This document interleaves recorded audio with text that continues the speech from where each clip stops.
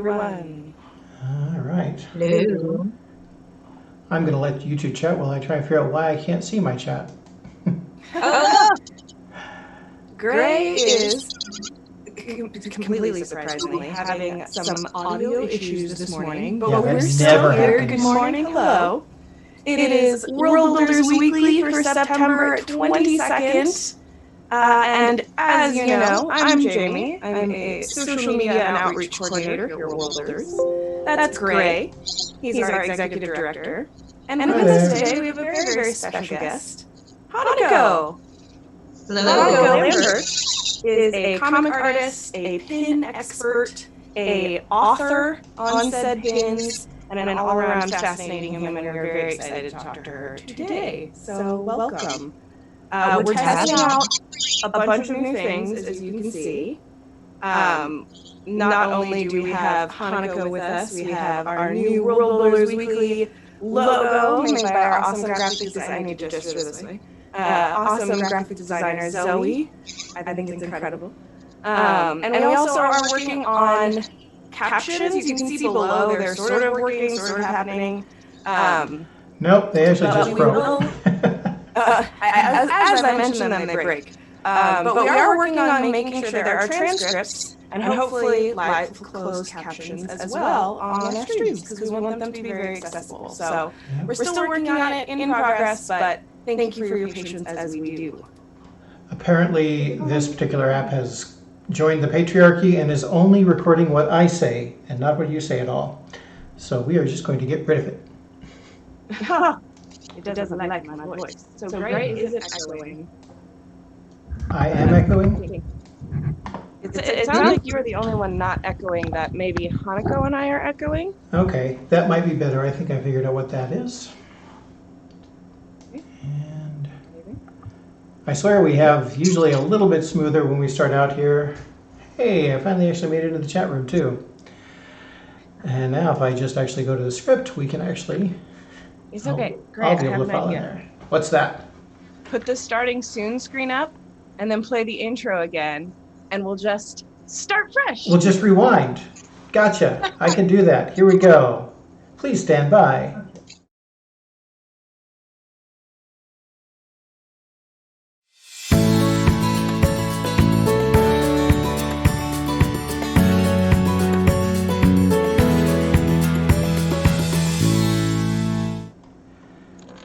Hey, there we are.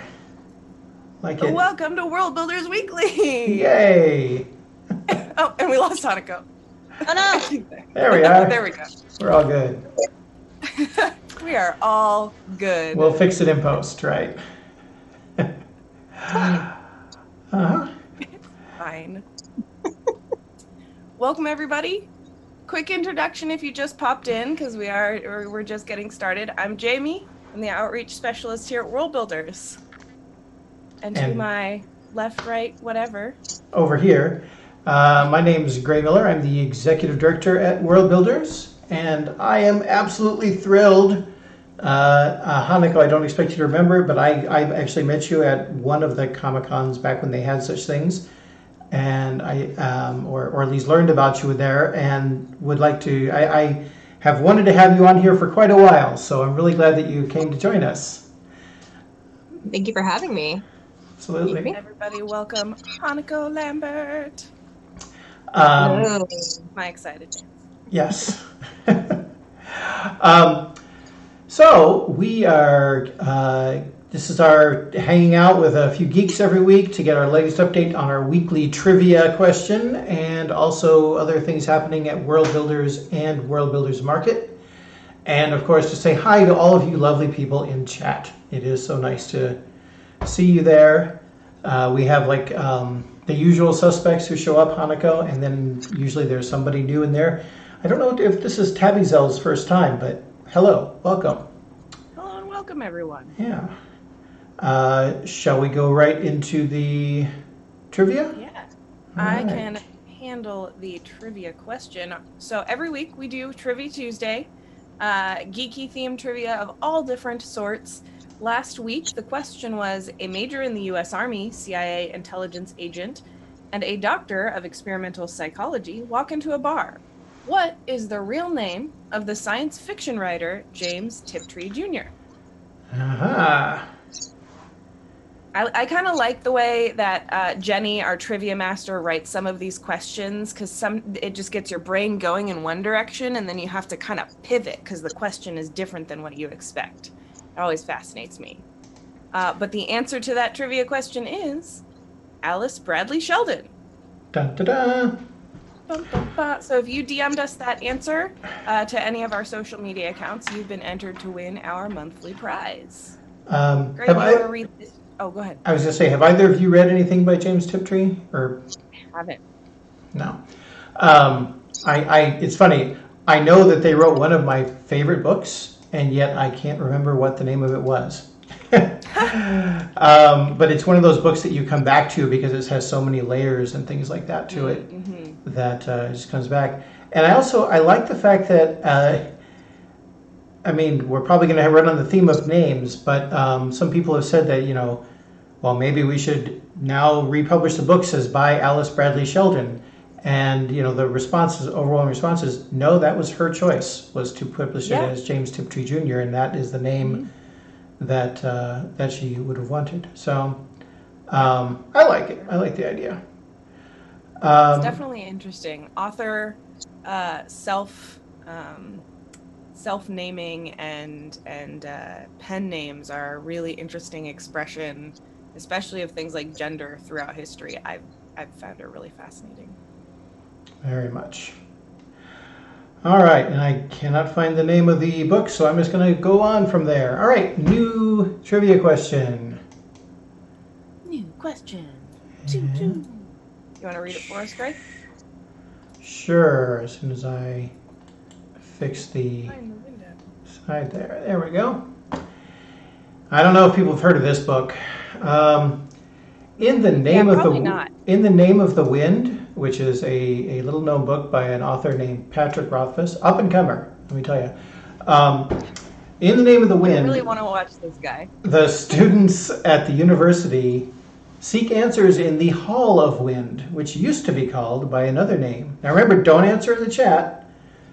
What are the cryptic answers one might expect to get from the Hall of Wind, as featured on a t-shirt from Worldbuilders Market? As featured. Yeah, people are like Pat Rothfuss, who said, are you sure you spelled that right? I'm not sure that's how the name is spelled. Something like Rothfaust or something. But, yep. But yeah, so you can submit the answer to any of our DMs through all our social media. And every correct answer comes in, they get a chance to win a prize at the end of the month. So it's kind of a prize drawing, which is kind of our thing here at Worldbuilders Hannako. I don't know if you know that we do prize drawings at our end of year thing, where it's like hundreds of thousands of dollars of prizes are given out. But we decided to make it a monthly thing. Hey, here's a question for you, Jamie. Yep. Let's say I know the answer and I put it into a Twitter DM. And then I also decide to put the same answer into a Facebook DM. Did I just put in 2 entries, or do I only get 1 entry per person? That's a very good question. And I think you can get an entry every platform. I think that's exactly right. Yes. Because if you take the time to go to that platform and even just copy and paste and visit our little thing and see what we're up to, we're always working on our socials. They're always works in progress. But I think that if you're entering on Twitter and you're entering on Instagram, it does give a little bit of bias to people who have more than one social media platform. But you know what? You could also email it to us. I'm going to say that's a house rule as well. What would be the email they would put? That's a good question. Looks at Zay in chat. Yes. They would probably be questions at worldbuilders.org.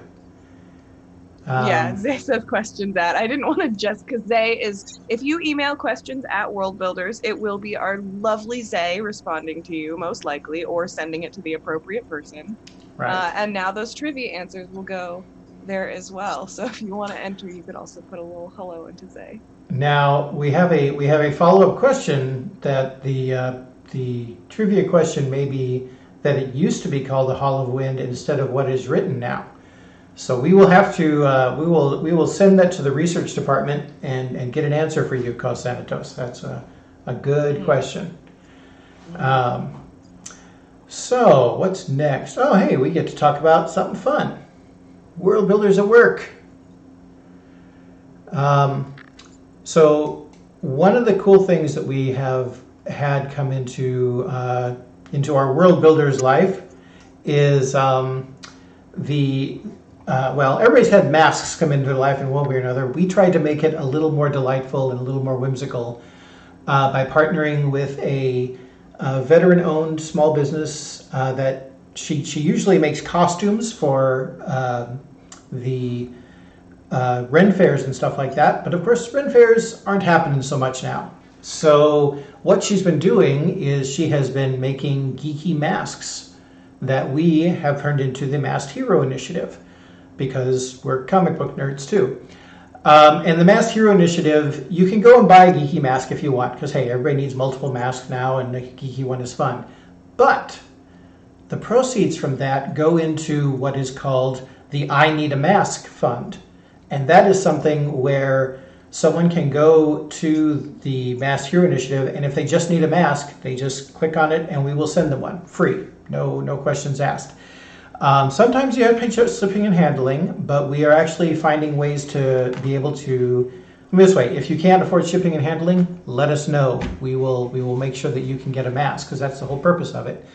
And we're doing in particular reach out to universities and colleges, because that's where the rates of COVID are skyrocketing. So if you're looking for another stylish mask that is, made by a small businesswoman, small business woman, not small business woman. And if you're looking for a workshop of fey creatures will make yes, your mask. Exactly, pretty much. Fiona's Fineries is the name of the person who makes it. Which does sound like a workshop. It does, doesn't it? To be fair. But you can also, I'll just put this up here real quick. We made it so that the URL was a little bit easier to read. So it is at collections. worldbuildersmarket.com/collections/masked hero. We just got a bunch of things from Mary Robinette Cole's Lady Astronaut series in. They're so cool. And a new NASA space mission mask too. So they're very, very, very cool things. Space Geeks rejoice. There's currently lots of great space geeky masks. And this was actually just the intro to this thing. That handsome young man is Hayes, and Hayes goes to Roots High School in Utah, and they had to go back to school. I don't know if they're still in school right now, but they were definitely going to have to go back, and Hayes' grandmother Shauna was really kind of nervous about that, and she heard about our initiative, and so she wrote us and said, hey, the kids in this school, it's a charter school focusing on kids that can be out in a working farm environment as part of their learning, and asked if they could have some masks. And so we packed up 79 masks, which is what she asked for, of all various geeky prints and things like that. I think he's wearing a superhero Marvel comic mask, and they have those now. And they sent us this picture. You can see it's the image. He's standing in front of a mural with the Roots High School, which I think is frankly just a really awesome mural. But we were glad that could be helpful, and we could help them out. And if you know of some similar situation, please let us know, and we will. We definitely want to help get those masks out there, because it's scary. It's kind of funny though. Now everybody, you can come and say, hey Jamie, what's your favorite mask? I definitely yesterday was going to the grocery store and stood in front of my little rack of masks, which is one of those little key hook racks, and went, I think I want to wear this. No, I think I want to wear there's a whole new layer to my decision making now when I leave the house. But putting on a coordinated mask also makes me feel very fancy. So how about you, Hannako? Oh, that's awesome. Little Skyfae in chat says, sorry, Hannako, to interrupt, but their brother went to the Roots High School that we donated to.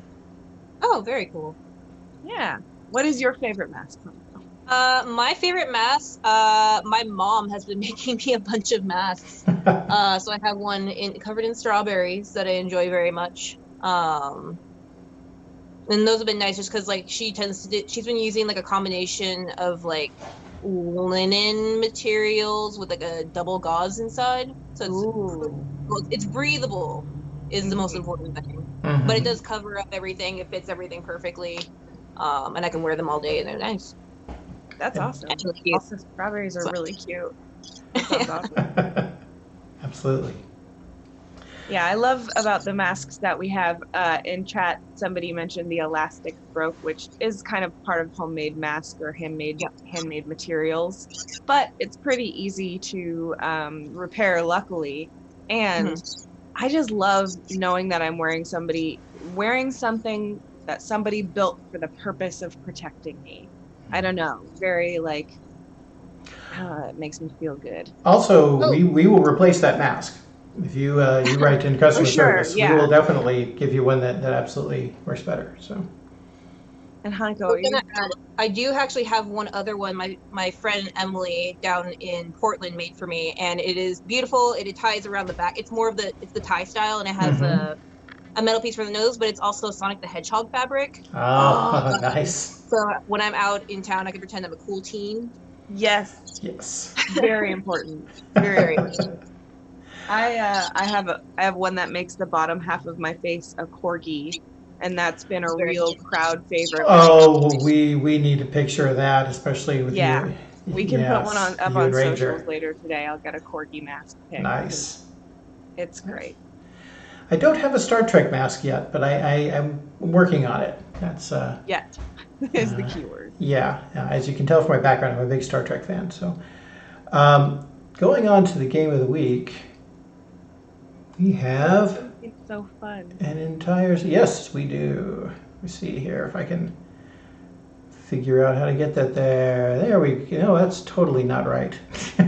There. Well, I can verbally introduce it. That one.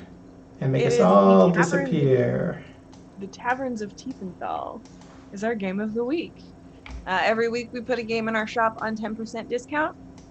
Sometimes there's like an expansion or extra special card packs that we are exclusive to, so it's always cool to kind of check these out.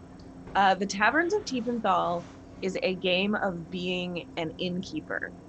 And I don't know about you guys, but I definitely have a fantasy world in my head where I am the NPC and everybody comes and sits at my bar top and I listen to their problems. I don't know about you guys, but I think I'm very endeared by the concept. And this game is about building up your tavern. You can hire staff, you can add seating capacity. It's, management, but I would just have a lot of fun with it, I think. I look forward to playing it. And it's available 10% off this week. I'm actually right with you there. There's a reason on my calendar here at work, people can look, and the last half hour of the day, I call it last call, because it's when I'm going to ask you all if there's anything else that you need me to do. But yeah, I'm right with you, although the dirty little secret is I've always wanted to run a cigar bar. I got to run a steampunk themed cigar social once, and it was amazing. Everybody was in their steampunk outfits and they were playing canasta and making fancy steampunky cocktails, and it was a cigar social, so there was a lot of that, which is a very social kind of activity as it is. And at the end of the night, like at 2 a.m., I'm walking around and I'm like emptying out ashtrays and cleaning the bar. I'm like, this is awesome. I'm actually really enjoying this. Yeah, this is the thing. Yeah. This is the thing that I would be doing. Right. I normalize dress-up parties for adults. Let's just all do more themed dress-up events. The idea of like everybody sitting around smoking cigars in their favorite steampunk attire. It just sounds like the fun times we need when we're all able to sit around together again. Yeah. Do you miss do you have a favorite hangout, Hannako, that you either still can go to or that you miss going to? I think conventions. I think this year has kind of made me overly aware of how much my social time is just from being at shows. Because usually, like, as an artist, it's like, oh, I have to go to another convention again. I'm so tired. Like, this is the second one this month. And now I'm just kind of like, when can I go back? I haven't seen anybody in weeks. Please. Right. Yep. Definitely. Yeah. When Zay and I both were hired relatively at the same time, we both were told that a big part of our work would be planning for conventions and going to conventions and running the Worldbuilders booth and things like that. And we were all set. And then it hit. And I think our mock-up of a Worldbuilders booth is still in the basement of the warehouse, sitting there waiting to be done. So it's just extra time to perfect the whole setup. Yeah, that's a good reframing of that. Yeah. We're all getting so much better at reframing during this time. Right. It's true. It's really exciting. Hannako is in Seattle, in the Seattle area, as I am. Oh, okay. We're both in orbit around Seattle. We were chatting about that earlier. But we just had really, really smoky weather, really bad up here for like a week solid. And something that most people don't know about the Northwest, or at least our area, is that most houses don't have AC or like central air. So we don't have filtered air in the same way that a lot of other places do. And when it gets hot here, if it's 80 outside, it's like 82 inside anyway. Specific Seattle things. But I was talking to someone about how, man, 2020 is really just stepping it up. I appreciate breathing more now. I am so grateful for every breath of clean air that I have. Thank you, 2020, for that beautiful lesson. Right. But the air is fresh and clean here now. It's been raining for a couple days, so I don't know about you, Hannako, but I've been really... Oh yeah, like I can actually see the sky again. I know what color it is. It's been a while. I almost forgot. Yeah, everything's just that gray. So... Yeah, it was just like, I mean, it's usually kind of gray here to begin with, so you're kind of used to it, but then it's like the wrong gray. You're like, ugh. Yeah. That's what I was saying. Everywhere I drove, it feels like it should be a misty January morning, but I know it's a September afternoon, and my brain is uncomfortable with this because this makes sense to me, but not right now. Yeah. I mean, like, time already feels like it's melting this year. Like, we don't need to make it any worse. Right. Knock on wood, we still have I actually feel a little guilty because here in Stevens Point, Wisconsin, the weather's been fantastic. It's turning into a beautiful fall, and like we had a couple of days of chill just to let us know that it's coming, and then it just swung back up. And I just looked; it's 7 degrees out there right now. Wow. And sunny. Very nice. Yeah, so it's kind of ridiculous. So sorry to steal all the good weather, but that's okay. That's what it's here, and you'll make up for it. Hannako, I lived in Seattle for a year, so I do know what kind of winters they have there, and we definitely make up for it in the winter here. Yeah. Yeah, we don't have the permafreeze. Yes, it Thank goodness. It gets pretty bitter. Well, let's see. I think it's time to actually talk about and with our special guest, Hannako. Yeah, and I really appreciate you coming up. Jamie, do you want me to read the bio, or do you want to? I can read the little introduction. Go ahead. You can put on my my narrator voice. This week's special guest is Hannako Lambert. Hannako is an amazing comic artist. Her autobio comic, That's Not My Name, was nominated for an Ignatz Award in 2019 for Outstanding Online Comic. It's amazing. We have a link to it. Hannako is also an expert in pin manufacturing. Not only does her shop sport some of the coolest pins I've ever seen, Hannako also has written 2 books about it. Welcome to Pin Hell and Inner Circles of Pin Hell. And Foresight will be her debut graphic novel coming from Iron Circus Comics in 2021. So definitely glad to ask questions about that. So glad you're here, Hannako. Everybody please give a warm official Worldbuilders welcome. Yay! We need like a little stinger. I need like a late night show. Yeah. I hope you all enjoyed that. That I think is going to turn into a clip now, maybe a ringtone. Yeah, and I think actually that might have been where I first got acquainted with your work. Is Iron Circus Comics? I'm a huge fan of all their stuff, and I enjoy their booths at places. But yeah, your online webcomic is hilarious, and I just recently was looking at one of the comics you did about people mispronouncing your name. Yes. And I got a panel that you posted during Inktober up here on the screen. And especially after, I don't know if you heard what happened at the Hugos this year, but there was a lot of mispronouncing and a lot of not being careful. And I will admit right now that I was so excited to have you here that I think the first time that I said that we were going to have you on here, I did the accent on the second syllable. And then I went back and I was like, we have to find out how, because I'm not sure. And sure enough, I had done it wrong. But the comic strip, that particular Twitter thing you did for Inktober was fantastic.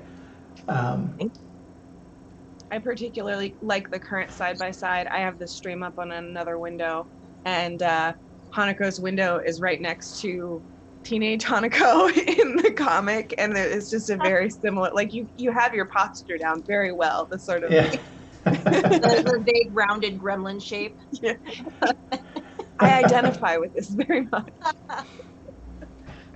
And I really liked there's a revenge episode in that series that you do where you talk about getting back at someone at work who didn't quite. Yeah, that's very real. That's my old manager at the place I'm no longer at. And that's kind of interesting too, because there was a terrifying moment, because like I'd given him a copy and he was really excited, and like he was like, he's good humor, like he was really excited he was in there. There's another person earlier on that he had like said something about like calling me like something else, like by literally anything else other than my name. That's my actual boss, who mentioned the comic during a meeting where I was trying to ask for a raise, where he's just like, hey, so I saw that comic that you drew of me. You didn't draw me very flattering. And I was like, this is it. This is how I got it. Wow. Wow. Yeah. I mean that's true. The online presence. It's always a question about that. Do you, and not to pry into other day jobs and stuff like that, but do you moderate your online presence, or is it just this is my genuine?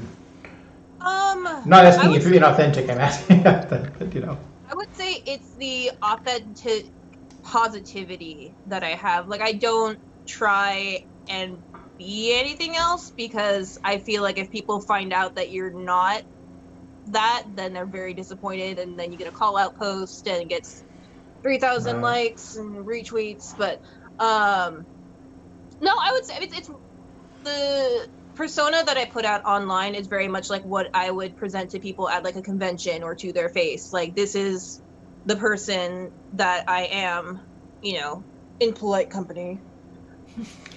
Right. Of course. Versus like, like with my friends, I'm just like, I'm dying. Right. But I always have trouble with we were talking a little bit earlier about streaming as well. And when I was streaming full time, it was difficult for me to figure out where on my gremlin meter I wanted to land, because going full gremlin is a very vulnerable thing. Like, I'm just going to be in sweatpants and eating snacks and talking about things that I love unfiltered, right? So I definitely the kind of like authentic, but still filtered, like you said, for polite company. Yeah. Exactly.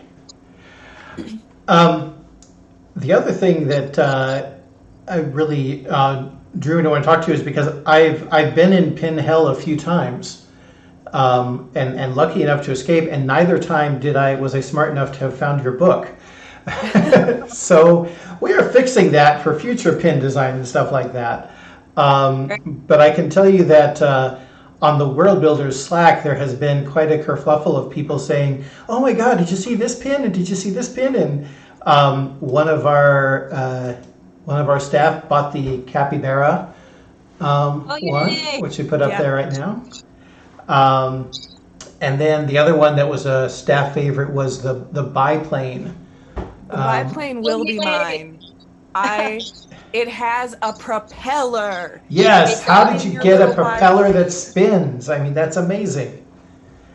Oh, of course I It's do. so cute. There's little hearts in the smoke do and have it. stars on the wings. Yes. I'm gonna Oh, have look. them. So cute. There it is. And I just redid it in neon enamel.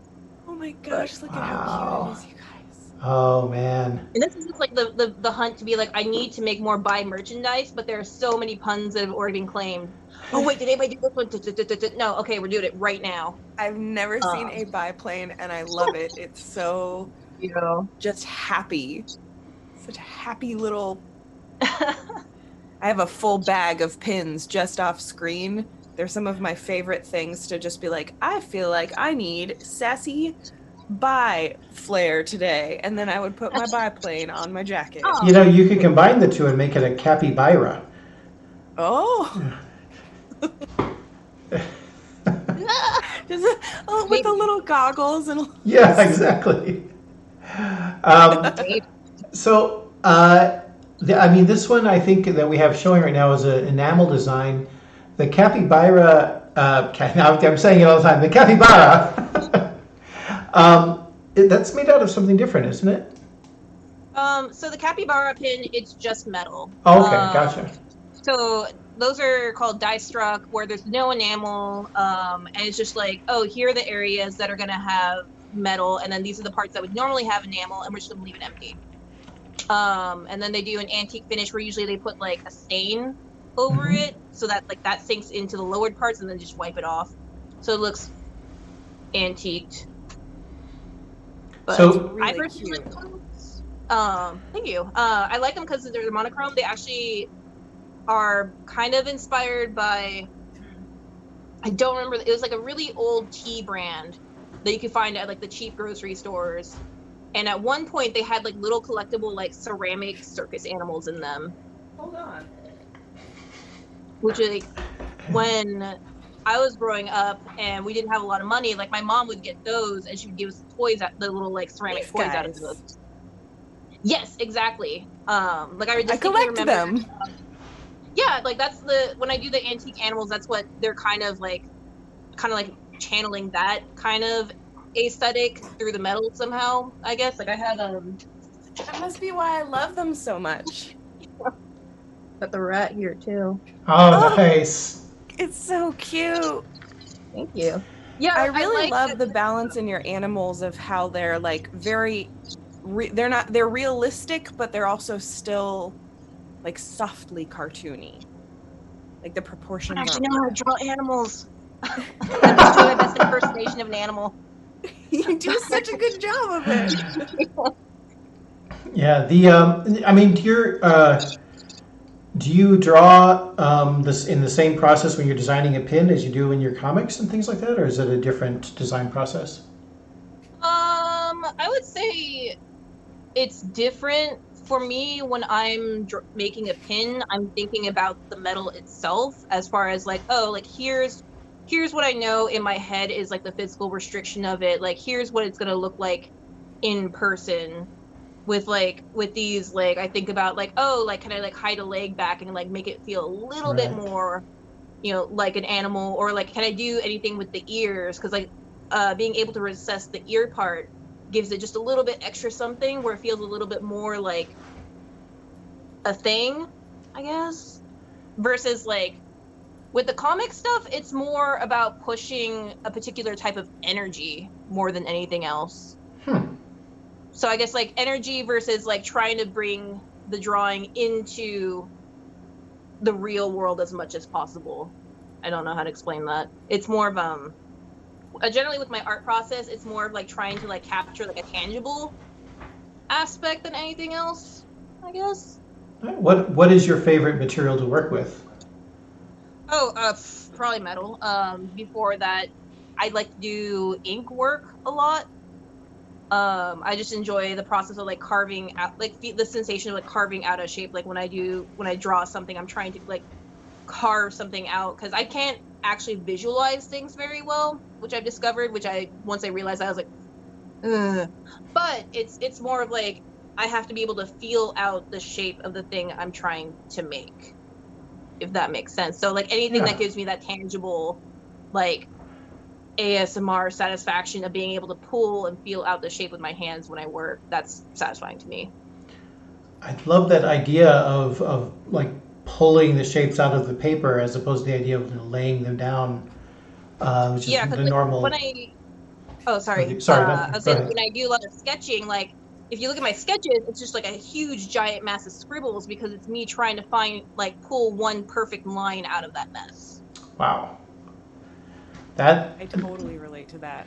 That's really And it's awesome. interesting because I also recently discovered that I don't visualize things very well and was very like confused and upset about it because I also do some visual arts, not professionally, but I'm like, what?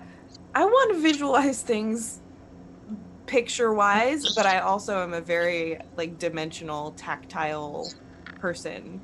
Probably why I think your pins are so great. I really love there's a whale pin that has it seems like kind of a lower flood enamel in it. Yeah, I have one here. Oh, look at that. Isn't that beautiful? And this was just like, oh, I want to like try and like capture light in there somehow. There's layers to it where you see the skeleton. Yep. Oh, there it focused. Wow. The focus. That's amazing.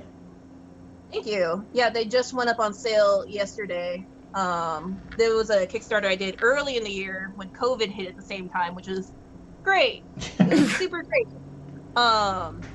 And it's been an ordeal to like get everything filled and taken care of because like a lot of manufacturing is getting hit hard because turns out COVID isn't just here, it's everywhere else. And so especially when they got hit first, like they were trying to, manage their regulations, make sure like more workers weren't getting sick, but then also other workers like left to find work somewhere else because they couldn't work at the places that were shut down.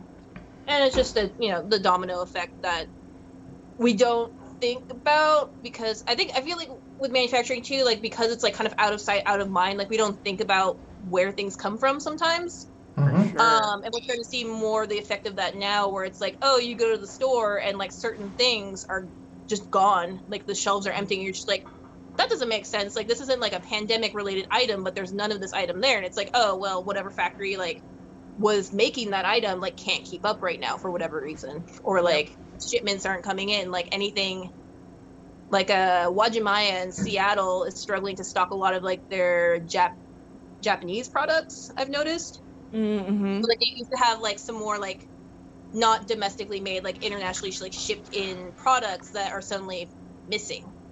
Yeah. A lot of blank spaces on store shelves where it's just like, this is normally, and like you said, it's not always something like, I haven't seen like Clorox wipes, for example, in months, but sometimes it's like, why is this like bean paste not here? But, it's just that domino effect, like you said. And especially I feel for you having a Kickstarter like right as everything hit, because just nobody knew and really still knows, how long things will be disrupted for and all of that. And customers can be really demanding on answers. Luckily, our audience, our group, our community is so understanding. But I imagine that uncertainty was probably really stressful for a Kickstarter. Yeah, because I did it around Chinese New Year, and my sales rep at the time and we were talking, and we're like, oh, we're gonna like make these preparations because the New Year's happening, but we're gonna have everything ready, and like when the money comes in, we'll just throw the money at you and we'll go, and it'll be fine. And then it's like, oh yeah, there's some stuff happening over here, and it might cause a few disruptions, and it just turned into like, there's gonna be a lot of disruptions, and then none of us can go to outside our apartments, so I don't know what's gonna happen. Wow. Like, yeah. And it's been interesting too, because like I have personal relationships with several representatives over in China, and like I was describing the situation over here, and they're like, they let you go outside to the grocery store? And it's just like, yeah, it's like, yeah, you're gonna get arrested if you go out and like just to get groceries. It's like, what the hell? She's like, make sure you have canned goods, make sure you stocked up. And I'm just like, wow, it's fine, I can go outside if I want to. Very different. Yeah, no, it's interesting because like people have been complaining so much about like restrictions over here. It's like this is nothing. Like we're being Yeah. spoiled by comparison to some other countries. Oh yeah, definitely. Well, The disparity in country reaction is really incredible. Studied for many, many, many years to come, I'm sure. Oh yeah. And like I don't think we've seen the end of it quite yet. oh no. Unfortunately. Definitely not. Yeah, we have one of our board members works in the shipping industry, and they said that basically things are already slowing down, and they're just going to get worse as the holiday season comes along. So do your Christmas shopping or holiday shopping right now, because it might get there in time. Yeah. Yeah, because I think there's been whispers of like, oh, maybe like Cyber Monday, Black Friday should just be Black Month. Just like black out the entire month for like trying to deal with that stuff, because when December hits, we give up. It's not going to happen. It's not going to show up on time. Because I mean, like already, like I've been trying to ship things in like from here to Australia, and it's just like sitting in California right now. Because before, like some of that stuff would just like, like go on the next plane and it would be fine because it's small enough. But now it's just kind of like, you're just going to sit here and wait until further notice. This whole 6 business day thing is not going to happen. It's like, okay, it's fine. I understand. The default is just nope right now. Yeah. Yeah, and like it's interesting, like in between different countries too, like what the rules are. Like Japan won't ship to the US for a lot of things right now. I tried to order some vinyl toys from them. And they're like, oh, we can't ship to the US right now. I was like, can I ship to my friend in Canada? And they're like, oh yeah, Canada's no problem. What's the address? I was like, it's right there. I could just drive up to the border and have them throw it over the border at me, I guess. Right. Border catapults.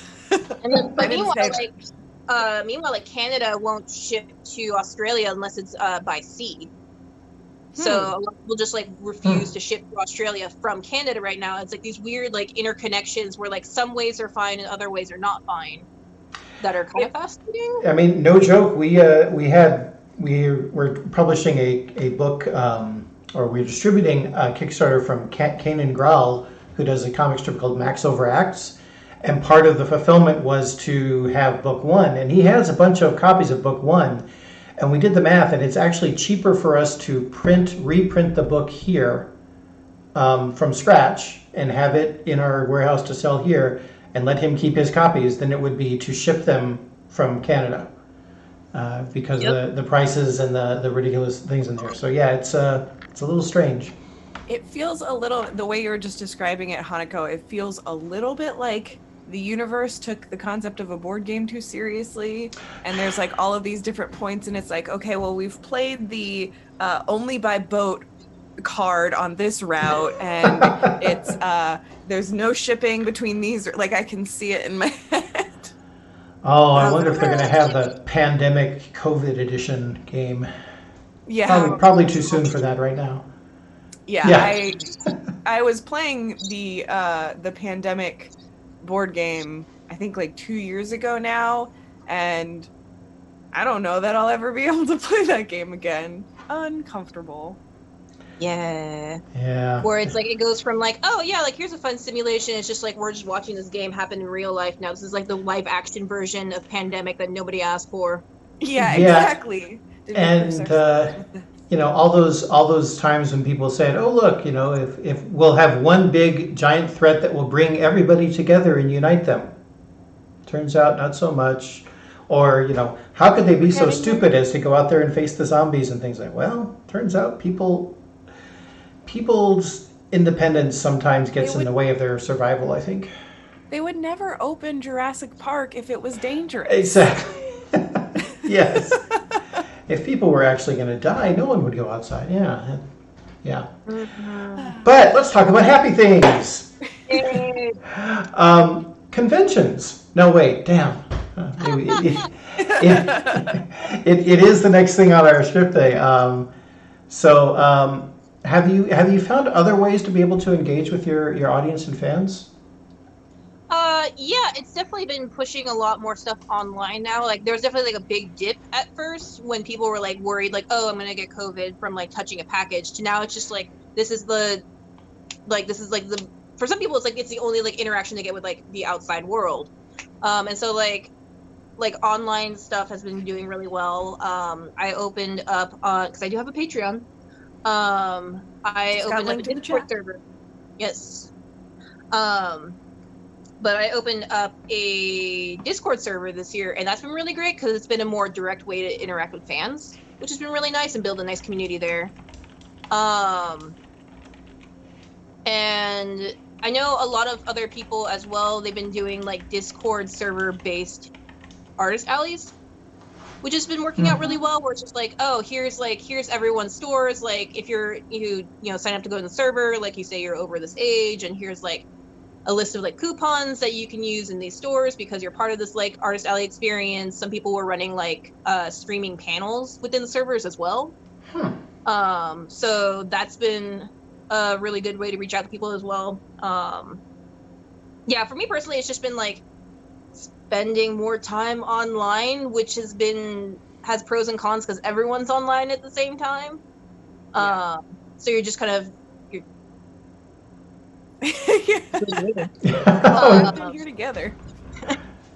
But yeah, like and this year too, I ended up quitting my day job, so I've had a lot more time to try and focus on what I'm doing as an artist, which also means spending more time online. So the short of it is just like you just live on the internet now, and you try not to doom scroll too much.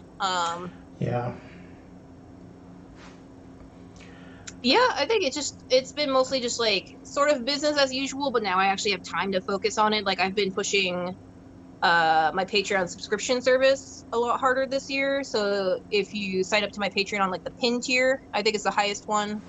Yes, it's the highest one. That's my Patreon. I should know.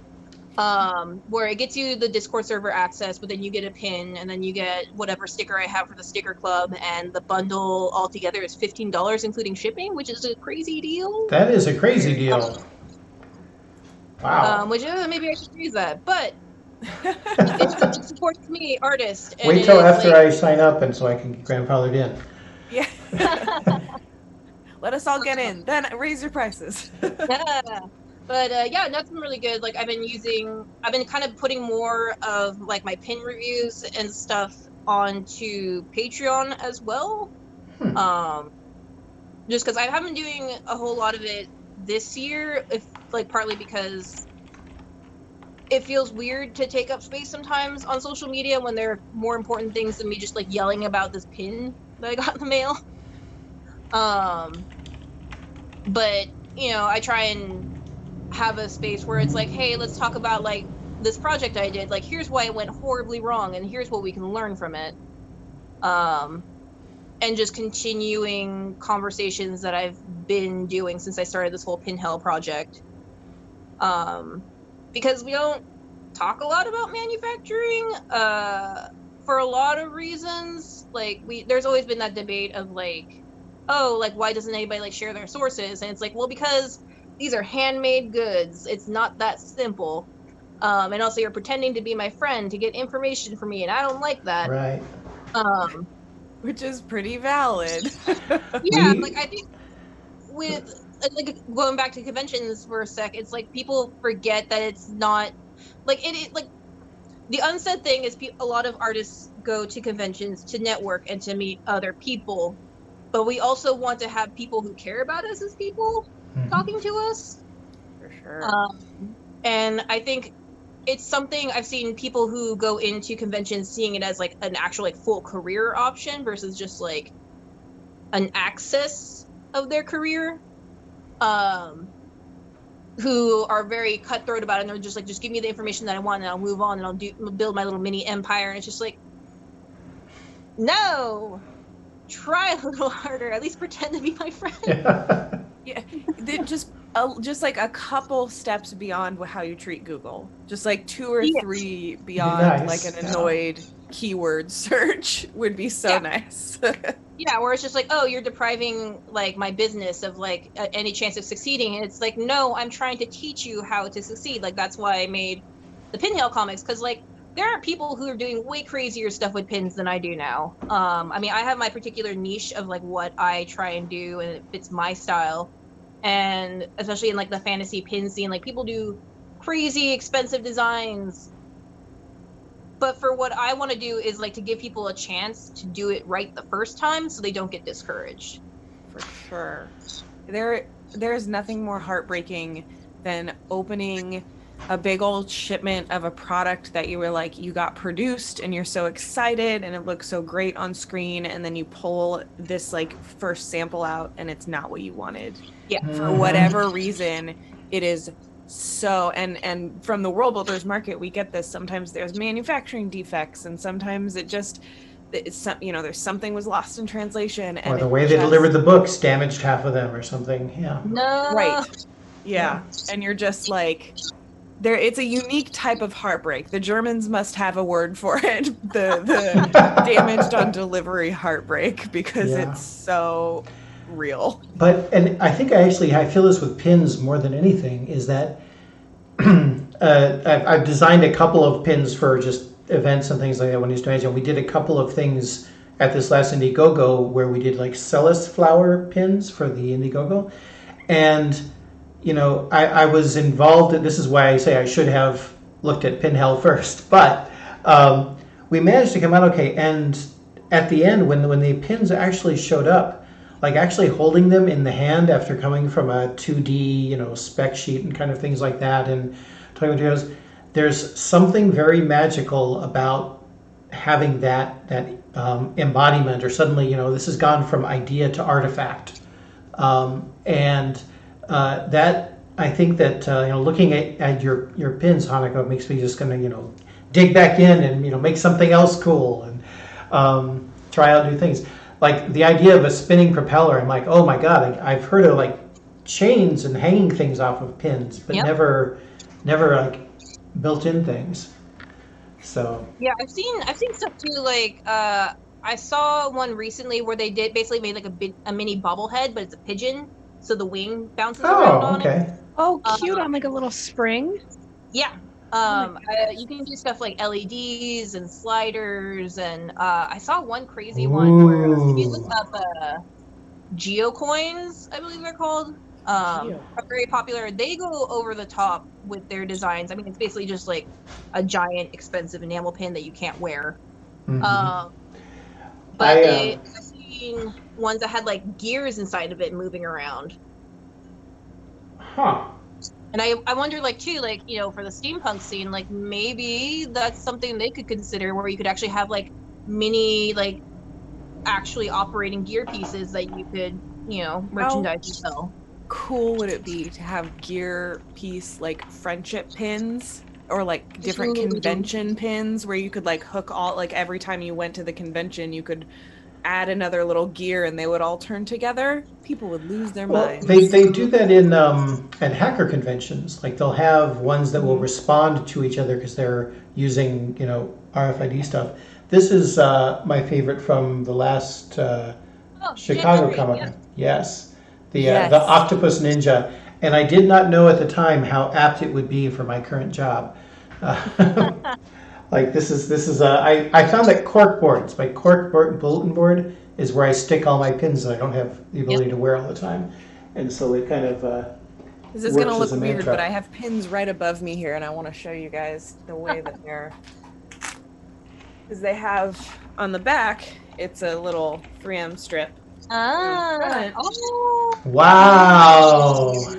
So I have Stitch pins. That's what my Disney pin collection. Yep. And this is one of my favorite ones. Oops, on this side is the Tower of Terror Stitch. Oh, I've seen that one, yeah. It has little opening doors with Stitch inside. But yeah, I have 3 little sun hats of Lilo and Stitch pins. That's so above cute. Where I work. Say again? Oh, that's really cute. Oh, thank you. Yeah, these are from the dollar store, the hats, and then I just put a little hot glued them to a poster board, and ta-da! Very adorable brilliant display. Yeah, what, so a thing. Go on. Oh, I was just going to say one of our chat people was saying I don't know what to do with them, and now we know. We have examples of how you can handle it. I do have an Anne of Green Gables hat. That is one of my favorite hats of all time. Yes. Very nice. So, Hannako, what can you tell us about Foresight? Anything, or does it have to remain a secret? So, Foresight is Oh, is with psychic powers. Hang on, your audio. we lost your mic there for a second, Hannako. Hold on. Try it. Hello? Maybe? No, I Maybe. think it's Try to very get closer, tinny. further, or maybe try to mute and unmute.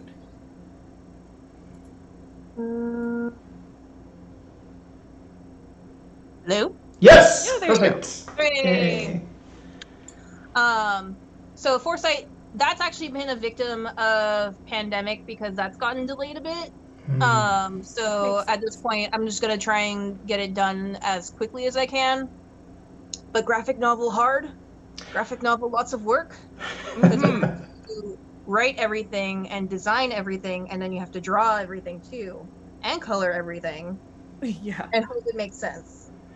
That's the question that I wrote was, you've published books on pin manufacturing, but I imagine a graphic novel is quite different. What has surprised you with that process? The amount of planning I've had to do, because with the social media comics that I've done, like the name comic, I knocked out I planned everything on a flight back from SPX. Like I knew kind of like, oh, here are the beats I want to hit. Like I only have like 31 pages or 31 pages to do this because I want to do this for Inktober, and I'm just doing it in kind of like, that one was kind of engineered to be very social media friendly with the squares. Because it's, it's simple, but it also translates really well to Instagram, where I don't have to like cut the panels up or anything, where it's just like, boom, there's a page, boom, there's a page. Versus like with a graphic novel, like you have to like build more of it. Well, I mean, you don't have to, but it's a choice. Where you're building more of an environment where it's like you have more time to introduce people to this universe that you want them to be invested in, versus me just, trying to tell a very quick, like, life story experience where it's like, here are these characters that aren't just me, so now I have to, like, find a way to get people invested in a character they have never met before. Like, at least with my name, it's like, well, some people already know me in real life, or they see me on social media, so they have the context already. And I'm starting out with zero context for this. Definitely just thumbnailing, because writing is admittedly not my strong suit. And again, it's with that whole struggle of like visualizing things, where it's like I have to work out exactly how this is going to look on a proper book page for proper people. But because you do, like, there is a specific way of like how you would read a book versus how you read an image on social media. For sure. Very different. Very different. And it is interesting to me how much Instagram and specifically Inktober has influenced publishing, right? As you said that, I realized I have like 2 or 3 books in my book collection that were originally Inktober projects, and the books are little squares because it's Instagram. And just the idea that the Instagram format leads to my library is shaped different is kind of mind-blowing to me. Yeah, it's interesting how social media has caused a big shift in how artists approach their work, for better or worse. There is, I think, more of a growing issue of people feeling like, if I don't put out product, do I still exist? Am I still relevant? And the answer is yes, but your algorithm gets messed up, which is like, I don't like having to think about this, but I do. Right. And of course, Inktober, although that's a whole other subject, but the Inktober format before was a great way to get people introduced to your work, because you have to put something out every single day, which is good for social media, and people are actively looking for stuff within those tags because that's the theme of this month. Like, everyone knows they're doing it, so it's like, oh well, let's see what people are doing and I'll find someone new. And it's a fun challenge. I think this year it's going to be a bit different, given recent events regarding Inktober. Can you, I mean, obviously we can look ourselves, but can you unpack that a little bit? Is there... And it's fine to say, go look it up yourself. Yeah. I'm not going to comment on the recent stuff just because it's a lot and there's lawyers involved, not with me. There were, well, I mean, it's also on social media. There was a plagiarism accusation with the guy who created Inktober for this year. And last year, he trademarked the name Inktober, which caused a lot of artists to suddenly have their works pulled from Amazon. Oh. And they got I strikes remember putting this now. Somebody Yeah, trademarked it and is kind of moving actively trying to enforce that trademark and stuff. Yeah, because it's like saying like, oh, well, it's a community, event, but also I'm the one who gets to tell the community how this should be done, and I should be able to control what Inktober is. Because there was, for a while where he was like, oh, if you're not doing Inktober with ink, then you're doing it wrong, and it's just like, well, no, because we're in a digital media now. It's 2000XX, and digital tools are readily available, and in some cases much more reliable or accessible to other people, to artists. Right. So a lot of artists have been trying to kind of reclaim, I think for a while it's like trying to reclaim the event for themselves and be like, well, Inktober should just be like, if you're putting out anything for 31 days in a row, you've done a good job. Because it started creating a lot of anxiety, Sure. where people are like, felt like, oh, I have to do this, or like, I'm not a real artist. And it's like, you're still an artist. It's fine. Inktober, like, if you don't do Inktober, it's not the end of the world. Like, I think that particular comic was the only time I ever completed the entire month. And the only way I managed to even do it is I planned ahead. I didn't draw every single day, which the challenge technically dictates you do. And it's just like, some of us have jobs. Life gets in the way, yeah. That makes me feel better. I made it to October 5th. I think this is the furthest I've ever gotten when I've tried it. So it's hard. It's really exhausting, actually. Yeah. And so a lot of people this year, they're coming up with, there was originally an official prompt list, and then people started kind of making their own prompts. People started doing comics instead, and just kind of using it as an excuse to, like, for this month, do literally anything for 31 days. And I know this year people are just avoiding the word altogether because it's like, well, if it's trademarked, like, we already saw what happens, even though, like, Right. There was talk of saying, like, oh, like, this was an accident, like, my lawyers were doing this. It's like, but you still did it. Right. You hired the lawyers.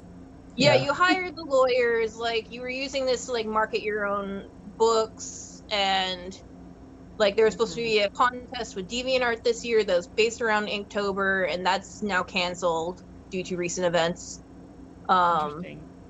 Is big mess. Yeah, I guess so. It is big mess. It's a lot of it. I think it's just like when you take something that the community made popular and then say, but this is mine now, then the community is gonna go, no, I don't like that. No. So I think you'll still see a lot of stuff happening during October this year on the daily. I think it's just going to be very different. Makes sense.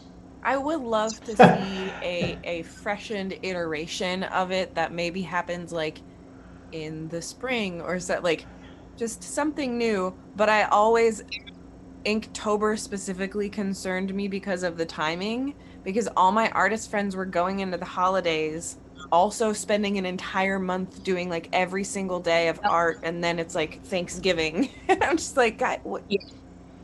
Maybe we just flip this on the other side of the calendar, move it to some like early convention season, then you can sell all this stuff. Like, yep. Please take care of yourselves. Like, I know one popular event is actually Mermaid or Mermaid. Mermaid. I love Mermaid. Yes, that is fun. That's a really fun one.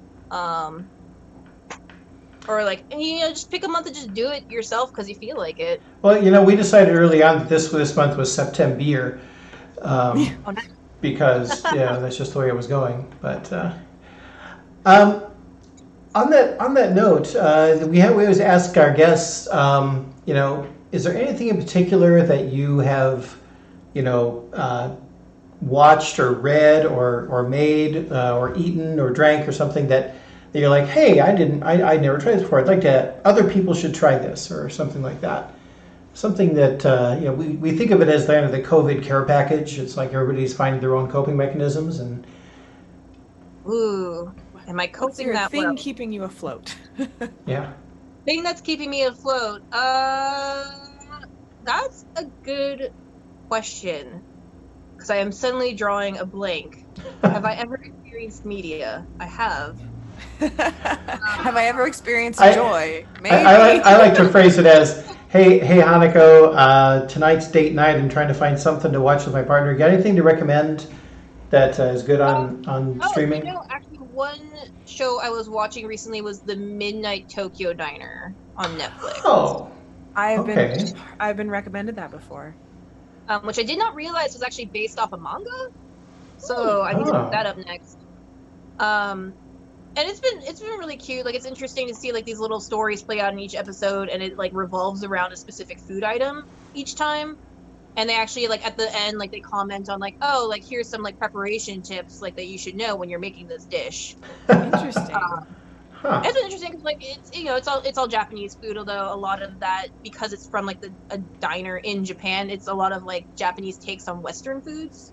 Oh, yeah. Okay. So it's been nice. Like a lot of the items I see are like, oh, like this is like a comfort food that I remember growing up, and then like someone's like, oh, I've never heard about that before. I need to try making that. That looks so good.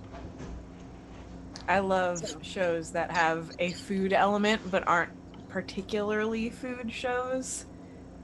I don't know why mentioning Tokyo Diner, if you've ever seen oh gosh, now I'm blanking on what it's called. It's a Netflix original, and I want to say it's not Samurai Chef. Oh yeah, I know the one you're talking about. Okay, not Hero Dreams of Sushi. No, that's amazing, but it's not that. It's a series. It'll come back to me. I just totally blanked on it. Also, Iron Chef is also good, but not what I'm thinking of. Yeah. This is just a really great Netflix. It's a live action show, and they like cook food in real time. I'll have to look it up. Hold on. Continue the conversation. Now I must find it. What's what is your favorite beverage of choice, Hannako? Black coffee. I just drink black coffee. I'm picky about the beans. I've been trying there's a roaster actually out in Ohio that I've been ordering online from called Spring Heeled Jack. Huh. That I just got into. It's actually really cheap for the beans. It's like $13 for a pound of whole roasted beans. But they're all kind of, I guess, devil themed. Like I am drinking right now Black Phillip by Spring Heeled Jack. Which is quite nice. They have a bunch of like experimental roasts that you can get from them as well in like little sample packets. Like you can get just like a couple ounces of one roast just to see if you actually like it or not. That's awesome. But yeah, it's try and support a small business of some sort. They were selling through Amazon for a while, and those are gone. But you can get like a sample pack with free shipping if you go directly to their website. And it's nice to. I mean, it's 2020. Like we're ordering everything online now, and yet the post office is the way it is. Unfortunately, but I think there is something to be said, and I know some people in my Discord mentioned this as well, where they're just like, I keep buying pins and I can't stop, but it gives me something to look forward to in the mail. Right. And there's something about, like even like with subscription boxes, like I know every month, like I will have like this one brief moment where like, here's a thing I've been expecting and it's going to feel good. I'm going to like whatever's in there. And I guess that's a kind of a coping mechanism. Yeah. Or it's like here's a box of something nice. For sure. And I've been trying to do that to friends of mine if I have their address. I've been trying to surprise them by just like sending them little like care packages, like, oh, here's some pins I made. Here's a little letter from me. Just awesome. know, like, even though like we're not in convention season because it's been obliterated from the face of the earth, but I'm still thinking of you. And I wish I was eating fried chicken with you after a show right now, but we're not. I can envision your Hallmark card for it. Here's the ghost of fried chicken past. Yeah. And fried chicken future. True. There will be fried chicken in the future, I hope. Oh, one can hope. We will hope it into existence. Yes. Because, I mean, though, sometimes it's just important to have something to look forward to, even when Definitely. things seem rough, because it is very rough right now. But So, we have to stay positive. but before somebody accuses us of stealing it, you just named our catchphrase for our end of year fundraiser. I did? We are I just finished doing before this thing. The graphic designer Zoe and I were working on it, and the first line up there is something to look forward to. Mhm. So I guess that means we picked a good one, Jamie. That's Yeah, there we something to go. look forward. The Yeah. goal is to be like a little advent calendar of happy things. Yeah, yeah. Yeah. It's an end of year celebration, and at first we were saying, well, what is there to celebrate? And they were like, well, we're celebrating that it's the end of the year because this is a really crappy year, so we're going to celebrate that. We're still here. Yes, Still here, very much. still chugging along. Well, thank you, Hannako. We're a little bit overtime, which is fantastic. I knew this would be a fun conversation, and it has been absolutely delightful. You are welcome to come back to Worldbuilders anytime you want. Yes. Thank you. We, It was great really to fun. chat. I enjoyed this. we really enjoy your company and enjoy your work. And yeah, let us know if you have anything new that you're putting out and stuff like that. Please add us to your mailing list, and we would love to hear about it. Yes. Spread the Get my word. mailing list back together again. I have a small comic I'm trying to finish right now. It's just a short thing to like half the size of my Inktober, commenting on coronavirus and how this year has been. So look forward to that. Yeah. Yeah, absolutely. We've got your Instagram, Twitter, shop, Patreon, all in chat. Is there anything else that you want to link or shout out for your work? I guess my Twitch stream, which I'm Oh, still yeah. waiting Oh. on a new headphone cable because I snapped the jack in two. Wow. Yeah, that was fun. But that is not This is Hannako because somebody took that and I don't know who, and I'm gonna fight them in an alley when I find them. But I am on Twitch at the Final Hannako. Nice. How dare someone take your This is Hannako? Yeah, I'm just like, what bot shenanigans is this? Rude. Right? It's like you're not even using it. I do think on Twitch you can kick them off after a while. We'll talk about it after the show. Oh, yeah. All right. So yeah, and as always, everyone in chat, we'd love to hear from you if you know of other guests that you'd like us to have on here. Hannako, we've already had requests for you to come back, so you're in the chat. Yay. Yeah, absolutely.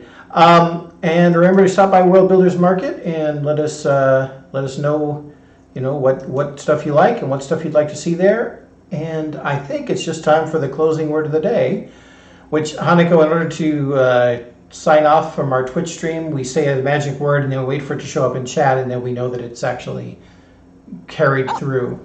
So the time delay. I didn't know this when I started doing Twitch stuff, and it was very awkward. This is a Pat thing. Yeah, this is a Pat thing? Oh, I think it's a Pat thing specifically. At least as far as I know. But I love it. It's the best. It is fun. So the magic word is Vivamus. Viva Moose! Viva Moose. Vivamus. Vivas las mooses! Yay, there they are. Bye, Thanks. everybody. Bye, everybody. Bye.